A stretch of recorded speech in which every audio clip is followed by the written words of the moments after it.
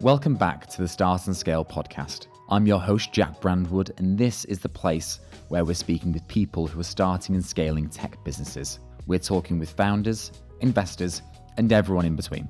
This week, I sit down with the founder over at SoSquared, Sam Royle, and we discuss everything from founder market fit versus product market fit, how all businesses don't need investment, and how you already have tons of content you're not using.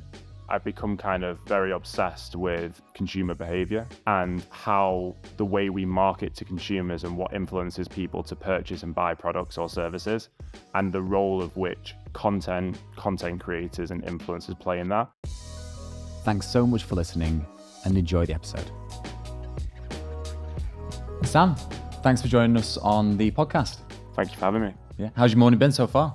Morning's been great. It's a bit cold here in Manchester, but that's expected. It is. I've seen a video of you doing a cold plunge. Yeah. Is that a regular? I think most people in Manchester have, including the people that work in number one spinning fields, because it literally overlooks, they overlook where the cold plunge is. Oh dear God. I had Instagram messages saying, "Are you stood in cycling shorts on a rooftop at 7 o'clock this morning?" I was like, yes, unfortunately I was. Yes. Is that a regular occurrence? Is that Not as much as I want it to be. Yeah, I want to get into a good cadence of doing it. Did it loads over lockdown.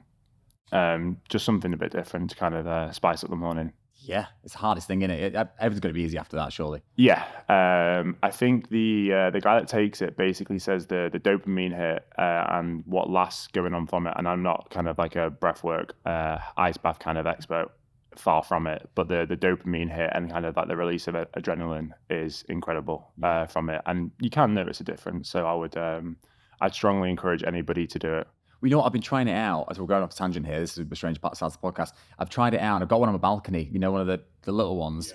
Yeah. Obviously not as good, but... It's better than a wheelie bin. That's what I was doing in lockdown. Better than a wheelie bin. And also empty the wheelie bin before you... Yeah, that is advised, yeah. Yeah.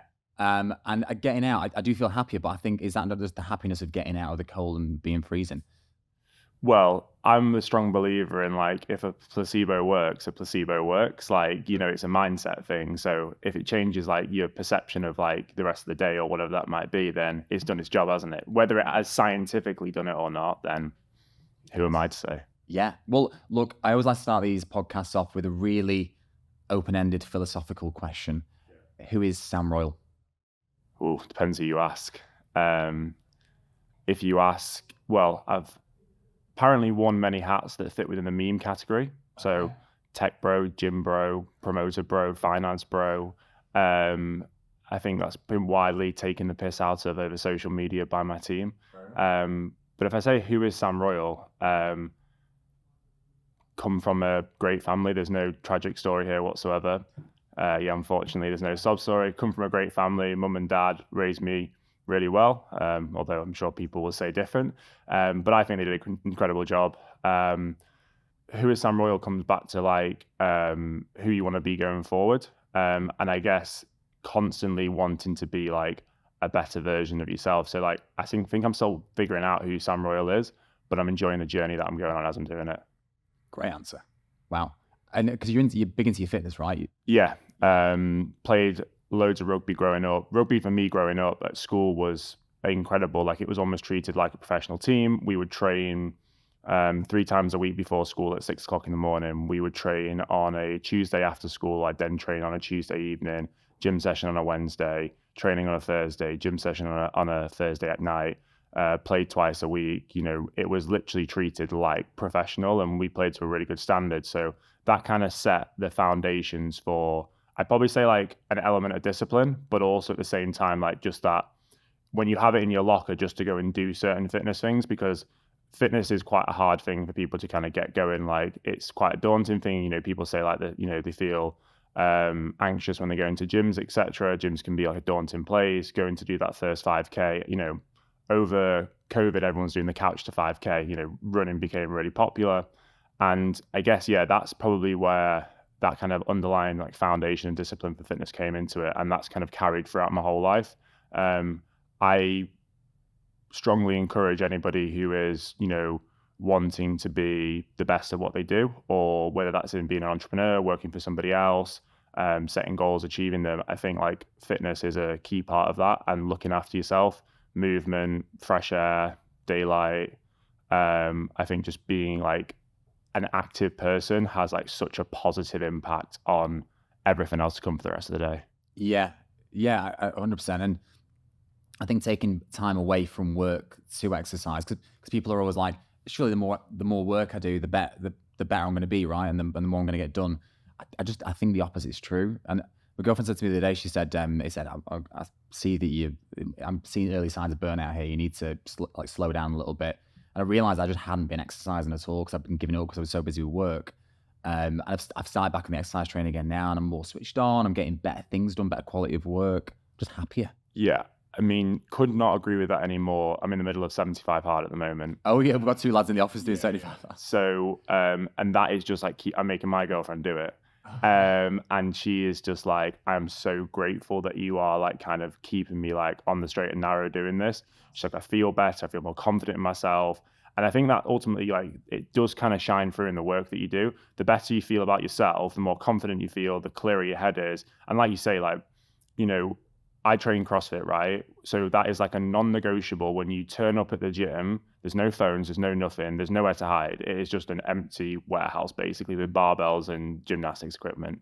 And that's it. So you have, for an hour, there's nowhere to hide. But it's an hour where you're not thinking about your day job. It's an hour where you're not thinking about, you know, maybe troubles that are going on at home, relationship issues, whatever that might be, the problems that you might be facing as an individual. It's that hour out of the day where you can just shut off and also do something that's like a positive externality. So in the terms of the fact that like, it's not like, and look, I'm not like saying like drinking's a bad thing or whatever, you know, if you want to drink, that's fine. But it's kind of like a lot of people use it as a coping mechanism. And that coping mechanism is actually a negative externality because the next day you feel groggy. The next day you're not focused. It has a knock-on effect to family life, personal life, work life, etc. I've never once heard anybody that says, oh, exercise has had a negative effect on my life. Like, that just doesn't make any sense. Yeah, it doesn't. Yeah, that's completely true. And look, and you weren't always, of course, Sam Royle.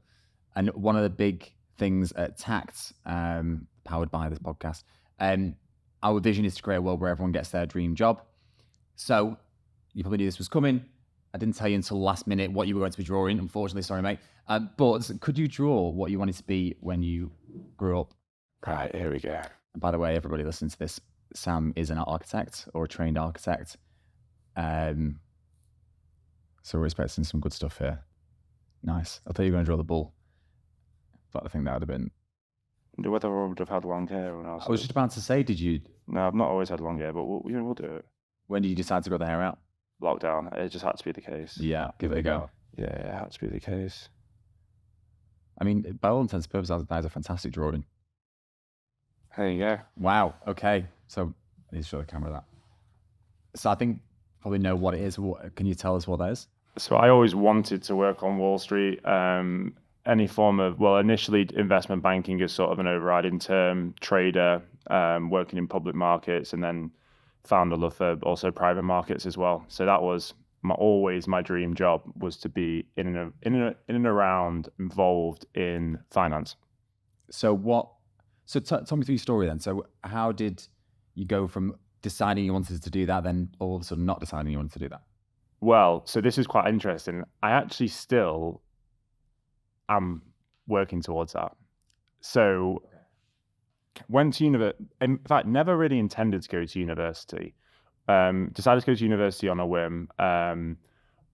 Applied after sort of A-levels for all of these like Bright Star apprenticeship things that the investment banks do, the PwCs, etc. of the world, where you kind of basically, instead of going to university, you basically learn on the job. Got rejected from all of them. I was like, okay, well, go to university. Family's in property, dad is an architect by trade. I was like, okay, well, I wasn't too sure that I wanted to do architecture, so I was like, okay, I'll do building surveying. And then partway through the building surveying degree, in about sort of 6 months, there was a massive overlap between courses with architectural technology. So bolted that onto the degree as well. So did surveying and ATT as part of that. Never wanted to work in property from a development side of things, but more from an asset side of things. So still staying true to wanting to work in finance, investment banking, etc. I was like, I want to go work in real estate asset management. So go for one of the investment banks, work in real estate asset management for one of those. That was my focus. Spent endless nights applying for graduate roles, etc. Rejected from everything. Like basically kind of didn't anticipate the fact that I went to Leeds Beckett, which was Leeds Met University. None of these investment banks are taking on anybody that wouldn't go to a red brick university. Like they've just got like tier 1 students applying everywhere. I must have wasted hours, literally days, weeks, applying to all of this, but still pursued. And I think I'm going to quote pursuit of happiness here, right? So I think it's pursuit of happiness, yeah. So he who says he can't and he who says he can is both usually right. And I think that has stuck with me for so long in everything that I do. If you find a way, there is always a way to do something. Like I think it's like a mindset thing. Like you will work out a way to do what you want to do if you really want to do it. So managed to land a job working in real estate asset management for a pension fund. Absolutely hated it, but at least I learned that. I knew it wasn't for me. Then went to go and raise some capital from some high net worth individuals to start a property development sort of real estate fund. Very, very small, nothing to shout home about. Bought a few properties, renovated a few properties, sold a few properties, leased out a few properties, etc. I had appetite to go further with this. The high net worth individuals didn't have the same appetite to go and lend money from the bank. So we're going to go leverage that money, go take out a few million. There wasn't the appetite there. So, okay, that's fine. Part that. I've always still wanted to work in like the appreciation and value of assets. So whether that's like, property or whether that's, companies, understanding the dynamics of like how markets work and how you can add value to things. So again, I thought, how do I go and work in the private market space? Like, how do I go and work in that space? And I just could not get a job there because there was this sort of systemic bias to the fact that if you didn't go to a red brick university, you hadn't had all that formal training, that you just wouldn't even get a look in. So it's like, okay, well, an opportunity presented itself to then go and basically take on a task in recruitment where it was nothing set up, there was no market, no nothing, but all that was said was, we want to look at launching, we have existing business lines within renewable energy and infrastructure working in private equity across Europe. So, okay, private equity, something that I've always been interested in, something that I know a lot about, quite passionate about. I was like, okay, I'm going to take this opportunity. So I took this opportunity to open up a new market in Africa, out of all places. So it was like Africa as a continent, renewable energy, lots of foreign investment going in, infrastructure, there is a lack of infrastructure. So that's sustainable infrastructure side of things, and then digital and tech. So I basically took this opportunity to go and build out a new market, build relationships. And what that then led into was me basically being super close with some of the largest fund managers in the space. We're talking like £40 billion, $40 billion funds that are investing into Africa, ministers of like energy and infrastructure on the countries throughout the continent, some of the biggest banks in New York. And I've just built incredible relationships with all these people. And because of the network and because of kind of the culture of doing transactions in Africa, we say it's doing a deal as an art, not a skill, right? So I started doing deal origination. So kind of by default, I fell into working into what would have been a sort of analyst associate role within the private market space, which is deal origination. People coming to me looking for investment, introducing them to financiers, etc. And I had basically sort of forced the round peg into a square hole to get to where I wanted to be. And I think that's like really important takeaway, is the find a way to do what you want to do. So this was amazing. I loved this job, like working as like sort of a very strategic headhunter, doing C-suite partnership roles for funds, helping them set up SPV vehicles to deploy into the continent was like amazing. For example, became extremely close with the lady who basically did the largest LNG deal in Mozambique. So big that there was no legal framework in the country to do it. And she was a trained lawyer. So she wrote the legal framework to do the largest LNG pipeline deal in the country. It was crazy. We looked at doing stuff on like the Nigeria-Chad border in a place called Njamena, where we were setting up a solar farm, and we were hiring basically a C-suite to go run that. And the security costs, because of like terrorist risk and because of like sort of the conflict on the border, were more than the packages of the salaries. it was crazy. But what I realized was that if an end goal of mine is to one day become a capital allocator, and we can talk more about the flip event and how that kind of also feeds into this, is that I eventually would need to go and work actually in a private equity company, in a venture capital company, because I would need to understand how the money goes from deal origination through to deployment, through to managing of assets, etc. And that's when I saw an opportunity to start a startup. Because if you look at quite a lot of people that work in VC funds, especially in the Bay Area, they are exited founders. They are people that have grown and scaled businesses and understand what it's like to grow and scale a business. And that's when I saw an opportunity within the influencer and content marketing space. And that's why I decided to sort of leave that and then be where I am now. Wow. Okay. So crazy story. A very squiggly career. Yeah. So that's quite an interesting thing you said there. So you're kind of setting up a business just to get the experience of setting up a business. Yeah, in a sense. So for example, right, and initially, yes, but what's changed is I've become kind of very obsessed with consumer behavior and how the way we market to consumers and what influences people to purchase and buy products or services, and the role of which content creators and influencers play in that, as we've gone through this evolution of printed press, TV advertising, social media advertising, and now into this sort of influencer world that sits on social media with content creators also feeding into that. So there's like, the initial thing for me was there was an opportunity, right? So I'm a commercial guy, so I see a commercial opportunity. So SoSquared was built on the fact that influencer and content marketing was an infant industry, and with all infant industries, there's a lack of infrastructure. So the opportunities there. And it was the passion for the business came as I started to build it. So most people have the passion for the mission, the vision, the drive beforehand. I went into this with the commercialization of there is an opportunity here. There is a huge gap in the market. There's something needs to be done to plug that gap. Okay, that's interesting, is it? How that's the other way around. It really is. So SoSquared, how would you describe what SoSquared do? I don't want to ask you an elevator pitch at all, but unless you're comfortable, obviously. So, I mean, look, elevator pitches, we're an influencer marketing platform and content marketplace. We provide businesses and agencies with the infrastructure to grow and scale both influencer and content marketing. So the three core areas are traditional influencer marketing, UGC content creation for things like ad creative and organic socials, and then social commerce, so things like TikTok Shop. And then our sort of our offering for creators is we give them the tools that they need to accelerate their careers without that kind of third-party interference. So we're really kind of looking to democratize and professionalize what is influencer and content marketing. Industry as a whole is growing like 44% year on year. It's continuing to skyrocket. Being a business, getting eyeballs on your product and service has never been more important, and it's also never been more difficult. You look at things like TikTok, consumer attention is down to like 3 to 4 seconds.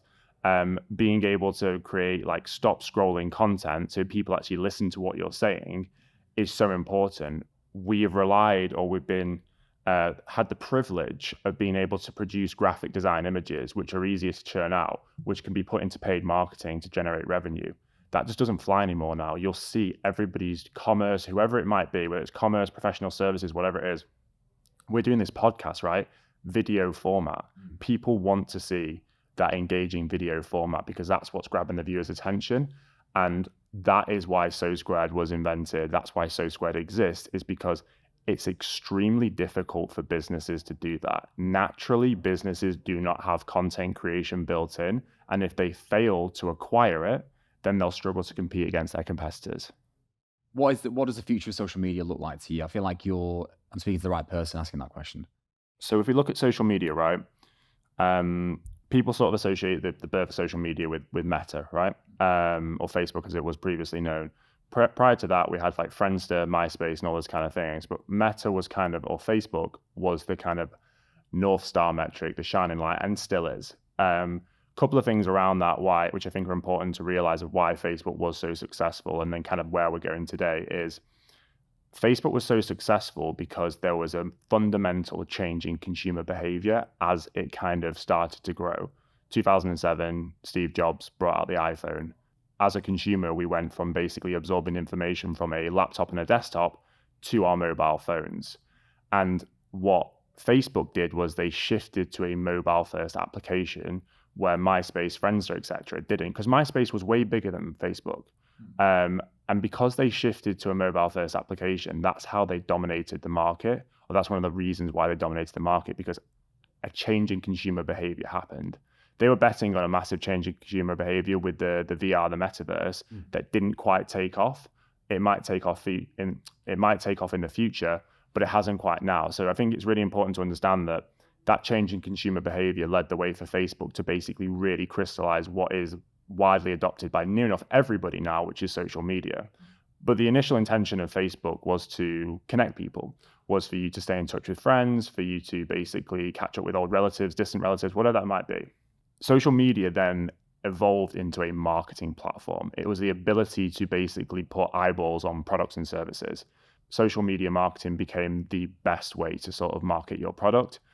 I still strongly believe it is. You can see that, out of home marketing, in person, etc., is declining, and there's more energy put into digital marketing, whether that's search. I know search is its own thing, but social media marketing is huge. And that kind of takes us on to the next evolution of social media, where we see social media position itself as a utility function. So two key things here, commerce and search, right? So in the East, Douyin, which is the TikTok alternative, still owned by ByteDance, social commerce has been a huge thing. So the ability to shop through social media websites, live streams, short form video, etc. Absolutely explosive. From a cultural thing, that's how, especially in China, a lot of people shop. We launched TikTok, TikTok launched TikTok Shop around 2 years ago here in the UK. We've been privileged to be a part of that journey. So we're a partner of TikTok, and we've been accelerating the TikTok Shop feature for a lot of businesses. The adoption by the British consumer has been crazy. As a consumer, we have adopted this short form video, live streaming, shopping experience. If we look at commerce, we had brick and mortar stores was experience, right? It was replaced by e-commerce. You replaced experience with convenience, because it's the convenience of shopping online. But then social commerce combines experience with convenience, because it's that video, it's that live, it's engaging, and then you can still shop with convenience. So you've got a commerce angle here, which we've just seen has been announced that in America, they've been beta testing TikTok Shop. It's now coming out of beta test. We're now looking to roll that out across the States. It'd be really interesting to see how that's adopted. It's been a huge success so far. And then the second point and the evolution of social media is search. Search volume is declining on traditional search engines. Around 40% of Gen Z consumers prefer Instagram and TikTok as a search engine. If I want to go and get ramen in Manchester, I go to TikTok and I type best ramen in Manchester and I watch videos, right? That's happening across multiple different sectors. And we're not just talking about hospitality, fashion, etc. We're talking about traditional services industries. I'm an insurance company, right? How do I get eyeballs onto my services? How do I attract a younger customer? I want to sell life insurance premiums to somebody under the age of 25. Well, I've spent so much energy and effort building up SEO blogs, FAQs to become more searchable on Google, for example, but the consumer isn't searching on Google anymore. They're searching on TikTok. So we see a lot of these companies, and we're doing a lot of this with a lot of companies, is basically creating short form video from all the material that they've already got to populate their social pages to become more searchable on social media. So for example, I go to TikTok and I type in, what are the benefits of having life insurance under the age of 25? I'm watching a video of someone saying cheaper premiums, additional benefits, building up a larger pot for your family and loved ones, etc. Whatever that might be, the consumer wants to watch it, not read it. Yeah, it's strange, and everything you said there, as I was listening to, I was like, yeah, I do that. I buy loads of stuff off TikTok, stuff that I do not need, and searching as well, like you said there. If I'm going on holiday somewhere, I will go on to Porto, for instance. I'll be like, right, Porto, TikTok, and I've got all this engaging content of people talking me through what I need to know, rather than Google in comparison is really, really boring. It really does. And but I'm thinking now, did I once think Google was really, really interesting? Is it just the fact that my attention span's gone down the drain? Google's a juggernaut, right? And actually, and we haven't got time to go into this, but there's a conspiracy theory that I personally hold that Google, Alphabet, the parent company, right, bought YouTube. But they bought YouTube for what at the time was an obscene amount of money that everyone says, right? And this was, I think it was 2010. I don't know whether that's right or not, but I think it was 2010. I have the hypothesis or the conspiracy that Google had foreseen that search would decline and the consumer would want to watch more video. YouTube is, again, one of the largest search engines. My washing machine's broke. I'm not reading a manual. I'll go onto YouTube and I'll type in the number and I'll say how to fix this. I mean, I can't actually work out how to put the dryer setting on my washing machine. So I will literally go to YouTube and work out how to put the dryer setting on. And I think like when you look at that, if you look at Google now, Google is now ranking social media pages higher on page 1. I think Google is incorporating, they've started putting video on the actual search results. Guys at Google are smart enough to recognize that they have a monopoly on search. To maintain that monopoly on search, they need to incorporate the video element of it because that's what the consumer wants right now. Do you ever feel a little bit sad that our focus has deteriorated so much? I think as society, and again, look, have no science background, but sort of that kind of gut instinct and intuition. In primitive times, we had no distractions. Yeah. As technology advances, we have way more distractions, and the cost of that is time. So we are now more time poor, but we are looking for alternatives that save us time. So when you look at it in that respect, you say, okay, well, primitive times, or you go back even like 200 years, somebody would happily sit and read a book to understand something because there was nothing else to do. We don't live a fast-paced life. Everything was very like laissez-faire, to quote the French. But going forward into sort of like 21st century, and as we kind of progress with technology, is that we are a time poor society. So we are looking for ways in which we can save time. Grab an Uber here or there, Deliveroo. All these little things that enable us to basically try and be the most efficient version of ourselves. I think the problem is that whilst there are tools that make us more efficient, we become super reliant on technology that we stop to think for ourselves. And that's probably the scary thing for me, is that we become so reliant on technology that we no longer basically think for ourselves. And then you've also got the fact that whilst there is great technology that aids us, there is also great technology that basically completely sort of deteriorates us. So look, we work with TikTok, and TikTok is amazing as a feature, as a platform, what it does and what it serves the customer.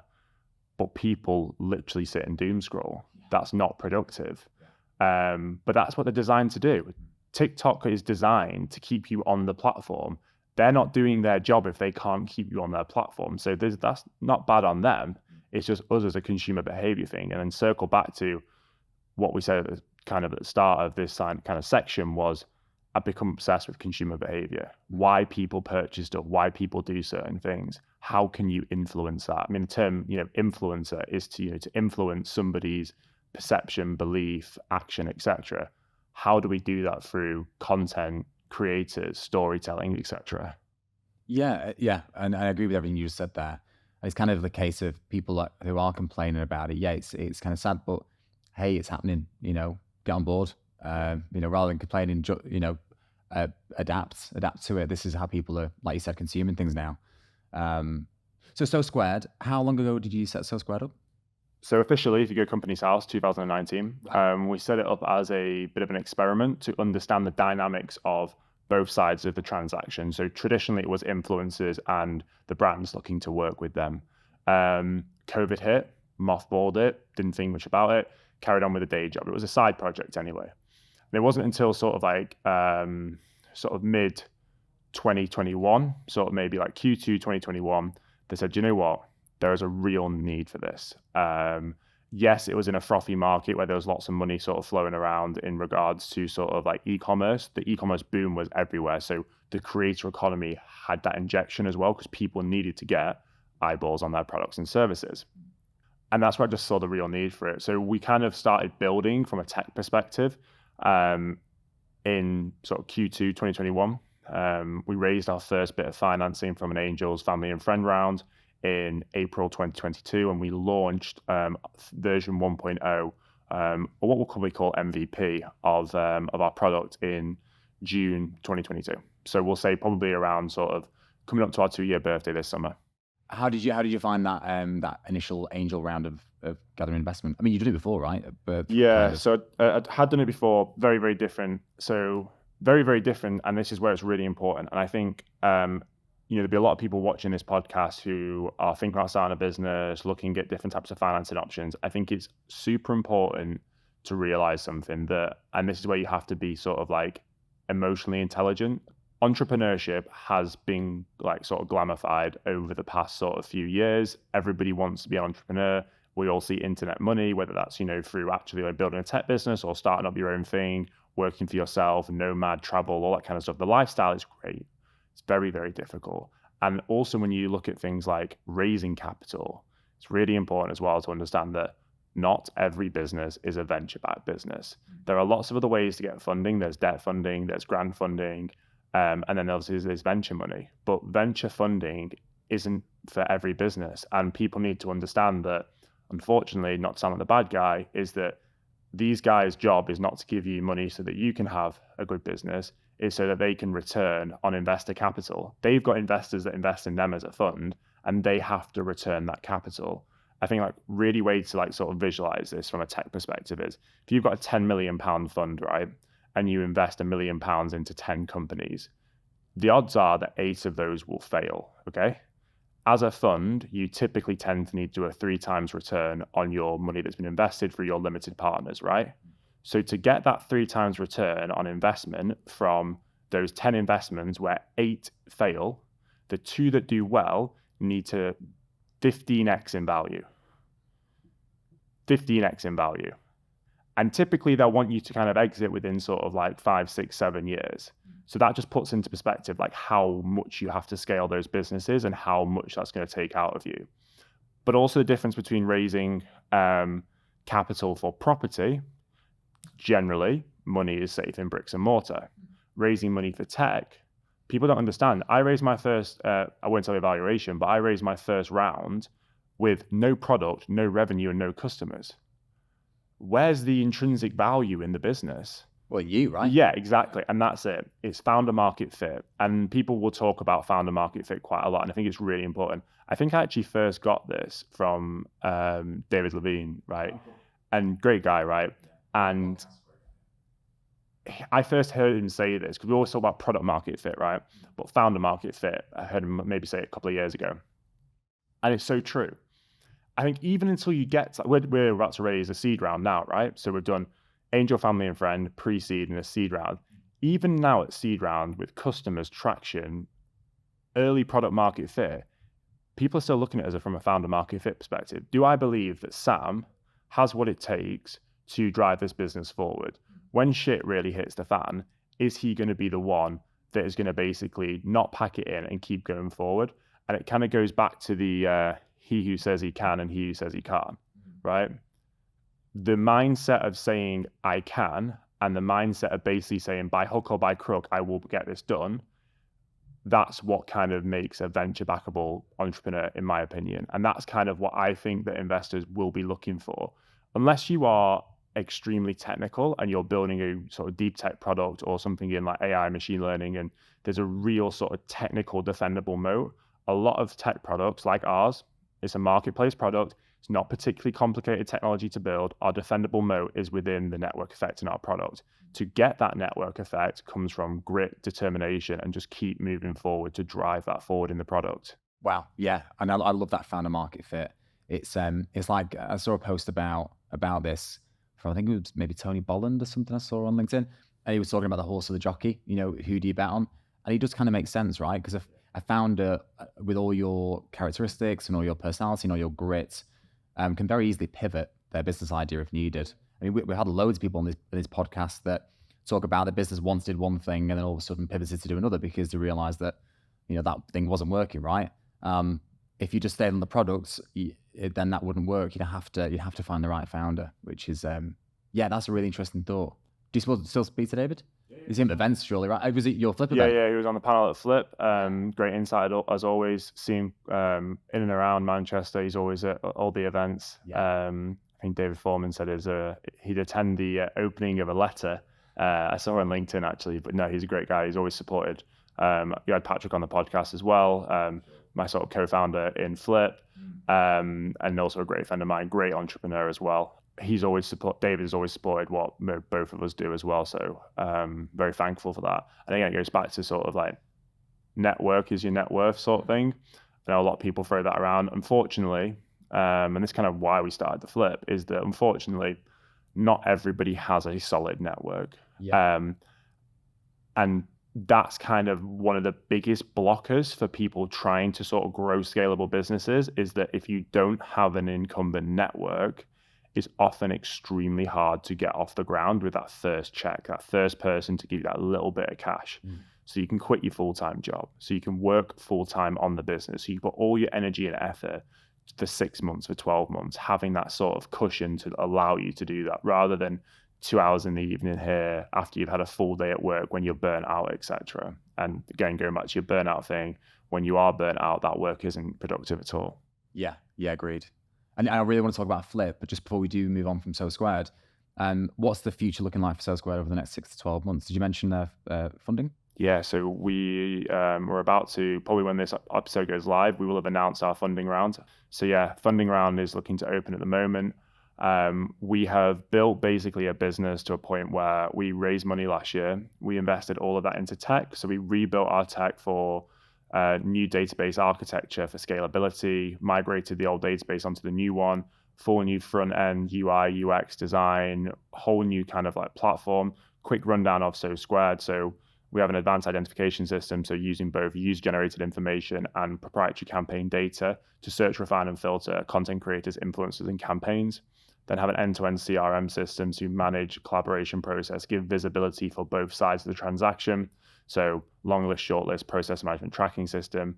Direct comms, because a creator does not sit on their emails. It's not a preferred communication channel. And if you're going to try and DM them on social media, it's very noisy and it's hard to get responses. And in business, time is money, right?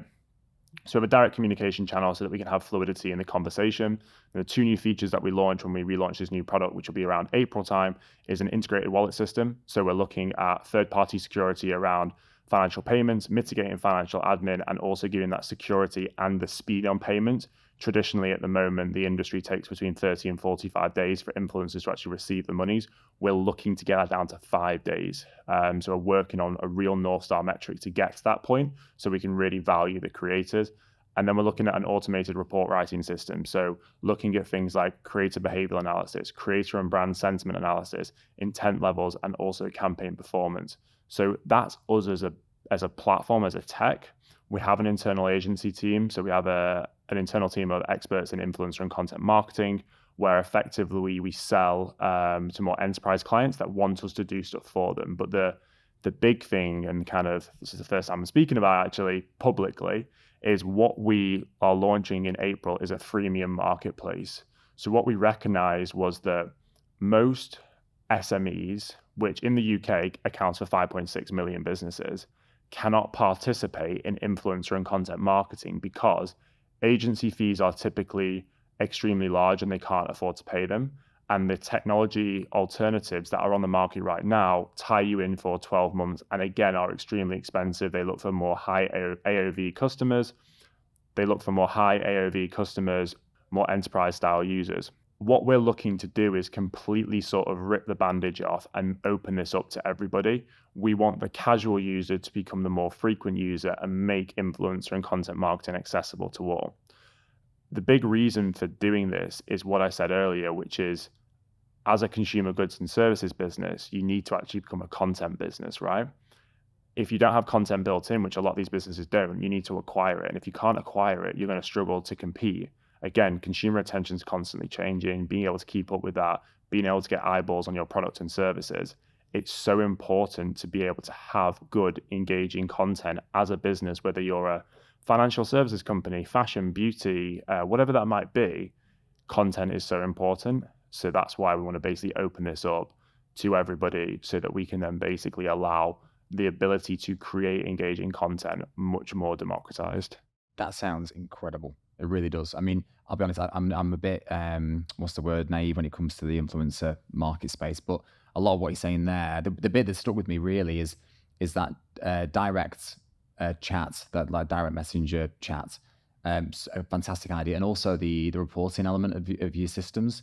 That surely in this day and age where people are always looking at data and how they can improve and incrementally improve, that's a fantastic idea. And no other platforms do this sort of stuff. No, there are. So we're not ignorant to say that we're the only people doing it. Like there are other people doing this. But I think going back to what I said, where a marketplace technology is effectively relatively easy tech to build. Yeah. We're not building complicated technology here, but the defendable moat and the value in the product comes from the network effect. Right. And we've built a solid network effect. So last year alone, we did 3,000 collaborations in the year. That's over 6 a day. And that was with zero marketing spend. We spend nothing on marketing. We spend nothing on sales. I'm the only salesperson in the business. And I probably spend about 20 to 25% of my time on sales. So that's the big reason why we're raising capital now, because we've built a solid foundation to now drive forward, to now put a big marketing spend in, to now hire a sales team, to be able to bring on more of we have the demand, which is the influencers and content creators. We have 2,000 here in the UK, again, with no marketing, just organically joining the platform. It's the supply side. It's the businesses, the brands. We need to get out there. We need to tell everybody that we're here and we can help you.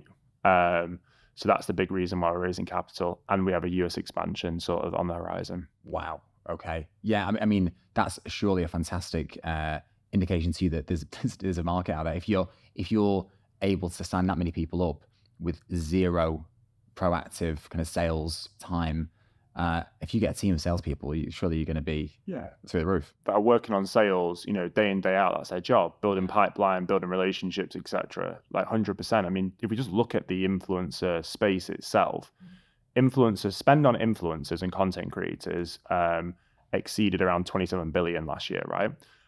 Grown about 44% to sort of about, let's say 44% year on year since 2016, right? The MarTech industry, so marketing technology, is probably valued per year at about 480 billion, of which a subsector of that is influencer and content marketing solutions. So technology that supports content activities. So whether that's influencer or UGC content or social commerce, right?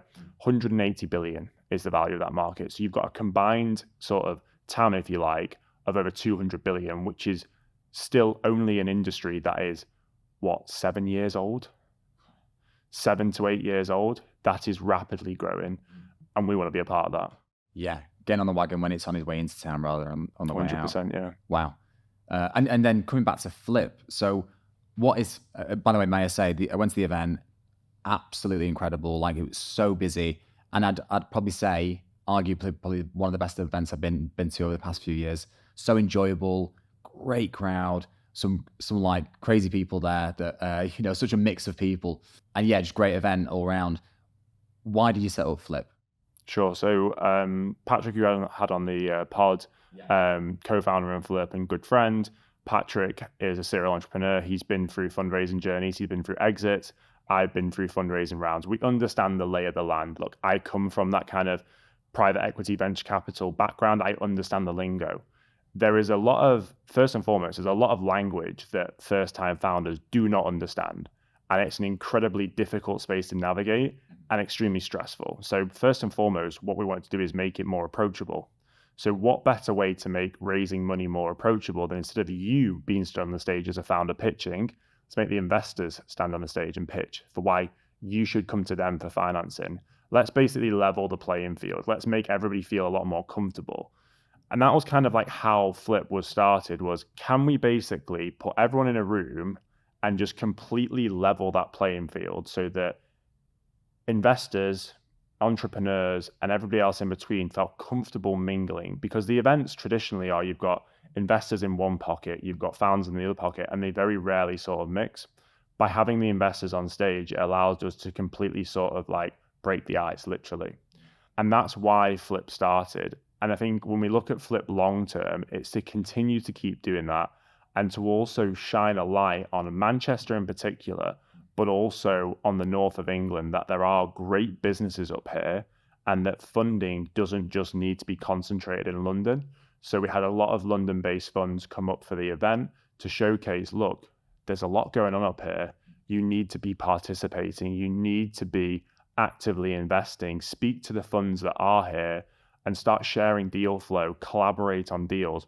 And ultimately, as I just said, your network is your net worth.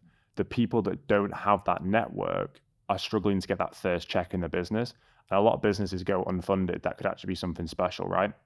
If we can enable more early stage capital to come into the ecosystem up here, to get those people off the ground, to allow those people to effectively quit their full-time job, to go full-time on the business, to allocate, whatever it is, 8, 9, 10 hours a day into that business, we are going to see so many more success stories coming out of Manchester and then the wider north as well. For any founders listening who are perhaps looking at VC funding or in that process, what things would you advise them to look out for? Regarding VC funding, first and foremost, what I said before, not every company is a venture-backed company. Sure. You have to be shooting for the stars. Angel investment, high net worth is a lot more easier. It's time consuming, but the process is generally more easier to get that funding. I think before you look at funding, look at your business, right? There's an amazing South African guy, and I cannot pronounce his name, but he says, people think that they need money to start a business, right? You don't. You need a customer to start a business. If you have a customer, you have a business. You need money to grow a business. As a entrepreneur, your number one objective should be, again, caveat that with if you're building deep tech or something that requires heavy sort of R&D expenditure, you should be focusing on, can I get a customer? Can I sell a service to a customer? Can I sell a product to a customer? That product or service will be dog shit, right? Because that's how it goes. Reid Hoffman, if you're not embarrassed by the first version of your product, you've launched too late, right? You should be putting product into market, getting user feedback and understanding what your users will and won't pay for and what their pain points are. When we started SoSquared, our first product was absolutely garbage. It was so bad, but we did a lot of magic behind the scenes. We had the agency team that were basically cushioning the blow, going above and beyond, servicing clients because we knew the tech wouldn't service them, so we serviced them. And now we're at a point where, last month we did over 400 collaborations in the month of January, right? It's all about, in my opinion, focusing on, before you focus about going to get money, focus about the business. Focus on growing that business. Get your first customer. What's your initial value prop? Solve one problem at a time. Don't try and solve the whole ecosystem. Biggest mistake that I made as an entrepreneur was I tried to solve too many problems at once. I dumped a lot of my own money into building tech that I didn't have any idea whether anybody would want it or use it. Thankfully, it's starting to look like it's paying off. But what I could have done is, when I was building all this technology, I wasn't personally building it. When I was paying for it to be built, I had a pre-registered waiting list of about 1,500 influencers, 2,000 influencers that I said, oh yeah, this sounds good, I love it. I should have started a newsletter. If I had just started a newsletter to those influencers and said to them, social media updates, tips and tricks on creating content, I could have had an engaged newsletter. I then could have gone to every brand in Manchester and said, pay me 50 quid and I'll put you a little job ad in my newsletter.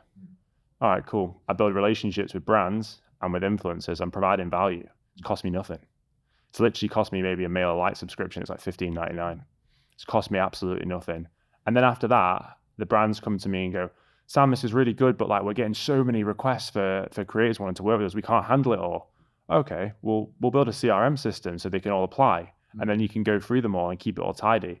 And you build and iterate based on your customers' problems, not what you think your customers' problems are. I'm very, very fortunate that I was kind of right on what my customer problems were, but I could have saved myself so much money, launched so much quicker, and if I'm being really honest, be so much more further ahead than where we are now. But that's a big learning curve for me. And if that's anything that I can give to people watching this is, think about that. When I mentor other starters, do the unscalable things first. Do the sort of by hook or by crook, the messy things to get product over the line, to get your business going. worry about capital later, because that's how you scale businesses. To start businesses, you need customers.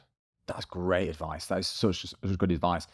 Was it tough to swallow that, like afterwards, when you realize, like, shit, I've done too much here? Yeah, I mean, look, I look back on like the SoSquared journey, and think about like money wasted, time wasted, things that I would have done differently. But I think there is an incredible book. I don't know if you give book recommendations out on this. So Matthew Said, Black Box Thinking. Yeah. It's about failing fast, and understanding that, basically looking at different life scenarios, different world scenarios of why failing fast is important and learning from your mistakes. I think failure should be the thing that everybody adopts. Like, if you're not failing, then you're not doing something right. Like, you need to learn from where your mistakes are and move forward. So, if we have a successful exit from SoSquared and I decide to go on this stupid journey again, I will have learned so much more from this than I had from any book or anything else in the world, because I just did it. I've said this before. I don't know if I said it on the podcast or not, but I spoke to a guy who's going to eventually come on the podcast, and if he allows me, I'll name him by name. But he said to me, he was like talking about these 3 successful exits that he's done, and I was like, wow, you're amazing. And then he started going on to talk about these 7 businesses he set up, and I was like, hang on a minute, you set up 7 businesses, 3 exits. What about these other 4? He's like, oh no, those died. Those were terrible businesses, and I really screwed it up. I was like, oh my God. I was like, how's that not killed you? Like, just having 4 businesses that have died. He was like, just got to move on. Got to keep going. I bet on the wrong horse, unfortunately, and it didn't work out. But then, like they said, right, done, move on, next. I think that's a really good skill to have. Yeah. I mean, I wake up most mornings saying birds fly, fish swim, and deals fall through. Yeah. Businesses fail, deals fall through. It's part of life. Just accept it, move on, and learn from it. Yes. Yeah, it's inevitable. How did I am conscious of time, obviously, but how was it? Obviously, not a techie person, self-admittedly. What was it like building tech as a non-techie person? Really difficult. Yeah. So really, really, really difficult to start with until I found my co-founder. But prior to finding Greg, my co-founder, navigating how complicated building tech can be, a lot of language, like the fundraising, that you don't understand, the actual cost implications, like how much stuff actually costs. Like, in economics, we use the Big Mac index, right? A Big Mac is a Big Mac. It just costs different things across the world. Yeah. You have no idea as a non-technical founder how much things should and shouldn't cost. So it's just like, I've got no idea. And people could quote you anything. You're working with agencies, freelancers. It's a money pit. Absolute money pit. I was super fortunate to find Greg, my co-founder, who was initially a freelancer that was working for me. And then we built a relationship over time. It must have been like 6, 7, 8 months. We built this relationship, and then eventually said, like, look, we're going to raise our first round. So it's angel, family, and friends. I want you to come into this business as my co-founder. Like, I want you to be part of the journey. And he was thinking the same sort of thing. And like, that was a huge relief for me, having somebody with a technical mindset that could come into the business. Like, there's a lot of things that I'm not good at. Tech's one of them. Operations, another one. Ask my girlfriend, she'll tell you a hell of a lot more things. But I'm a commercial guy. Sales, go to market. That's what I'm good at. The other things I'm not. And I think that's really important when building a business, is if you can recognize what you are and aren't good at, and then fill those holes, or that should be your priority, to fill the holes where there are gaps in your business. And it's the people within your business that will help it move forward. Yeah. And that's that whole humility thing again, though, right? It's like, understanding where you've messed up and then just like swallowing it, like, cool, there's a lesson, but also figuring out where you're inadequate at your role. That's a really tough thing to do, just sitting on the end of your bed and being like, right, what am I shit at? Right on the wall in front of you. Yeah. Every day in the mirror looking at it. But that, again, so you're saying have that conversation with yourself, figure out what you're not good at, and they're like, right, I need to hire someone technical, someone who's good at operations, and just have these great people around you. 100%. You fundamentally cannot do it all yourself. If you want to grow a truly big business, a scalable business, right, you cannot do that all yourself. You have to learn to delegate, but you also need to learn to trust the people around you and identify where those holes are in your business, because it is incredible like incredible how much people can literally break through the ceiling and level up where your business is going. Bring in the right people and you will go to the moon. Bring in the wrong people, it can be toxic for culture. It can keep you on a complete plateau and you just don't move anywhere. Yeah, that's brilliant advice. And look, just to round off again, the time has gone so quick, and I feel like there's loads of things we could talk about. The thing I always like to ask, and I think very, very valuable for people listening, is anyone out there who's got an idea, who wants to build something, who thinks, I think people are going to like this. What would be your advice? Like really simple, even if you don't think people will like it, if it makes sense to you, just start. The worst thing that can happen to you is somebody says, I don't want to buy your product or service. If 10 people say that, maybe come up with a different idea. Maybe try 100 people, but I bet you'll find somebody that wants to buy your product or service. And that is the biggest blocker for everybody, is you are your biggest blocker. People are so concerned about what other people think. Oh, I don't want to do this. Everyone at work is going to take the piss out of me. Oh, it's not cool. Some of the best businesses in the world are really, really uncool. Like really, really uncool. Just start. If you see a problem or you think this is a solution that you have, just do it. And even before you even build a product or do anything, just say to somebody, if I could do this, would you pay for it? Preferably don't ask a family member because they'll always tell you that they will do. But ask a stranger in the street, would you pay for it? And you'll find out very quickly if your business has got legs. Brilliant. Yeah, that seems to be a recurring theme. Is and it sounds like obvious now thinking about it, but you need to validate your idea before moving forward, and that's the easiest way. And you can do that really easily, can't you? Like you said, just go and ask somebody, would you pay for it? Look, great having you on the podcast, mate. It's been fantastic conversation, and. Actually, before you go, Flip, what's on the horizon for Flip? So there's going to be some announcements over the next, probably when this has just gone live. So visit the Flip LinkedIn page or follow us on Instagram. We are looking at a June date for the next event. There will be a smaller interim event in between, but yeah, follow us on socials. I'm sure you can put them in the description as well. We'll try. Amazing. Awesome. Thank you. Cheers, mate. Thank you very much. And that's it for this week's episode. Thanks so much for listening, and I really hope you enjoyed it. Anything we talked about will be linked in the show notes, and if you haven't already, don't forget to subscribe wherever you listen to your podcasts, and we'll catch you on the next one.